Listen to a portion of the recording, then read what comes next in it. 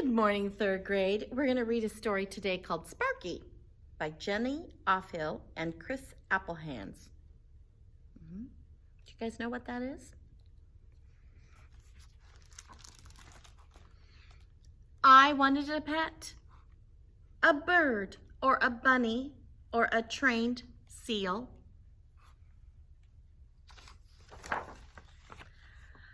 My mother said no to the bird, no to the bunny, no to the trained seal. I asked her every day for a month until she finally said, "You can have any pet you want as long as it doesn't need to be walked or bathed or fed." I made her promise. Then I went to see the school librarian. Mrs. Kinklebaum, who knows everything in the world, pointed me to the volume S of the Animal Encyclopedia. And this is what I found. Sloth. Sloths have been known to sleep more than 16 hours a day. They sometimes hang upside down in trees, barely moving for long periods of time.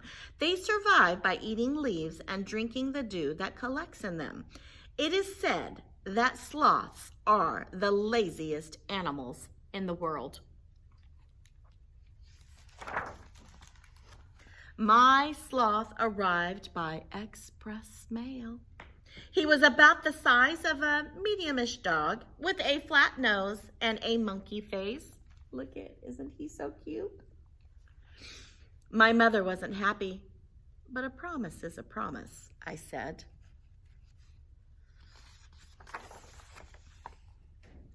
Sparky, I decided. That will be your name. I took him outside to his tree. Sparky went right to sleep. I made a sign and put it under the tree. Guard sloth, enter at your own peril.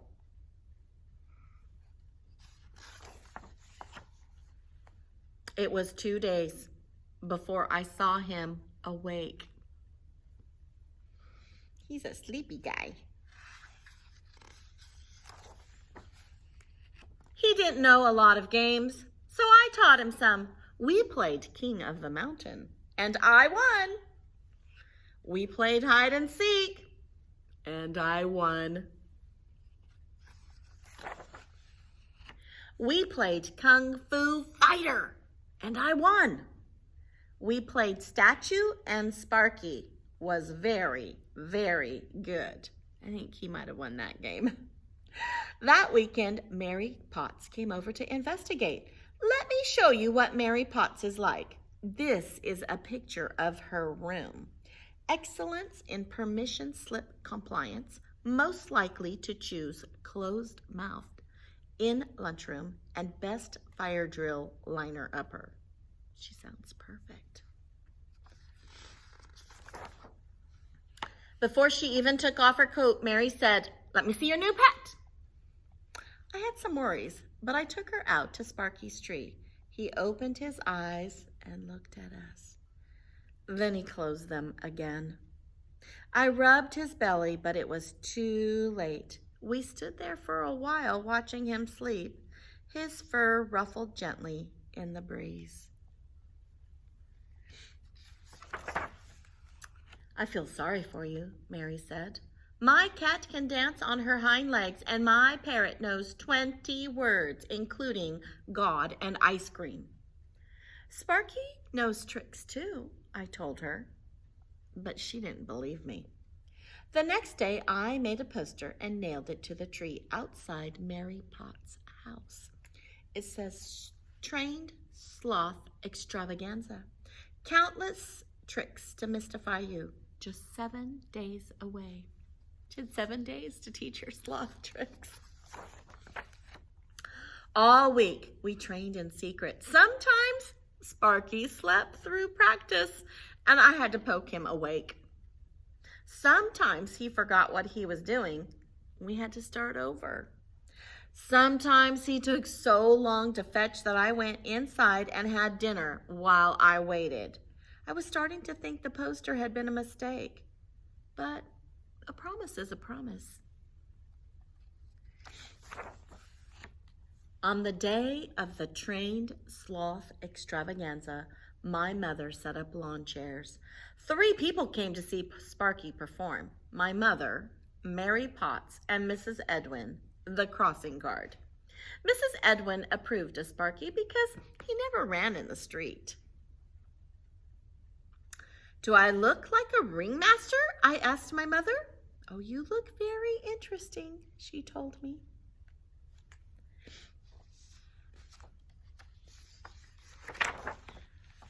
I put a little glitter on Sparky just before the curtain went up. I kept wishing I had written 2 tricks on the poster instead of countless tricks. Play dead, Sparky, I said, and he did. Roll over, I said, and he didn't. Speak, I commanded. We all waited and waited. Speak, I said. Sparky looked at me. The only thing you could hear was the wind in the trees. He has a very pretty coat, doesn't he? Mrs. Edwin said finally. You just can't invent a brand new pet like that, Mary told me. A pet no one's ever even had. My mother came out with lemonade and cookies, but everyone said they had to be going. Sparky and I watched them. Then my mother made me put the chairs away. Afterward, I gave Sparky a cookie, but he ate it so slowly that I took it back again. It was getting dark out. I looked at him, and he looked at me. You could hear all the neighborhood dogs barking. I reached over and tagged him on his claw. You're it, Sparky, I said, and for a long, long time he was. Is that the perfect pet? You know, all a pet needs is love, right? Chickens, it doesn't matter. Mrs. Whaley has chickens. I love my chickens, just so you know. And I have dogs and a couple of cats. All right, 3rd grade, we'll see you next week.